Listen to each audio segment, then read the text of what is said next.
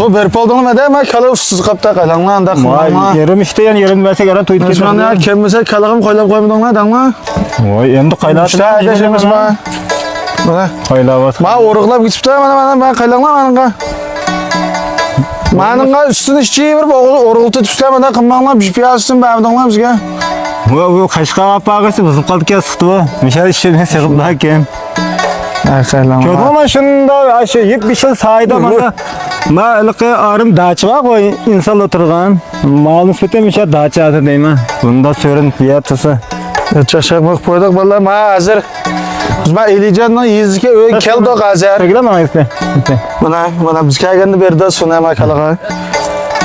Hazır mana tuğa zopin tatib etdik vallahi ma tunugan yağı qurbaylik salam yollayamay qaldık.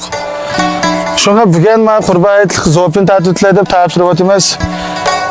Tunugun ki qurba aytanlyk manlygy mubarak bolsa qurba digen fikrim boldy şunday. Şu. Tunugun ma aldırajykda bu öýlük berip tatip bolamay qaldyk. Şoň bugun ma salamny yollap turupdyk. Şu barlyk şu uruq tuqqalynynki hem bizniki ägäçkiler bilen qurba aytyga mubarak bolsun, tiling salamet, ömrüň uzun bolsun. Hem şundala bizden kabulap qalgan dost ya biraderler ya xerida alamda yoki uruq tuqqalarymyzda biz şu çin koňlymyzdan keçirim soraýmaz. Ma demek şu bütün öç dawaty juydygan narsa ma. Biz hem kabulap qalgan ýerimiz ulap goýup qalsa biz hazır keçirdik. Şoňa zopini kögendiňken derhalmış hareket kilep. Gelmiş sılsılı kapıp koygan. Aslını kapıp koygan balaz kaç telefon qilib aytang maverek olsun seker qanda davet. Baş yıllam jülüşünden mi yapma? Şoňa ýa bir qata aytanglyga mubarak bolsun.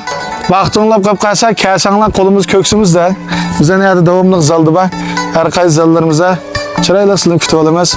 Unda bolsa gollap bergen Allah köpden köp rahmat boldy. Elijandan demige yerdimiz var ki yer uzuk var ki yerimiz mi? Ürek? He? Biz ketgende ýa satay digenmede ürek. Dimet koylanlar. İşte o şey bir pataraslı basan emin yapılı saçı tüydün ki. Bala ne emez ma? Lan yok. Şimdi marsan açı köreklerine bana.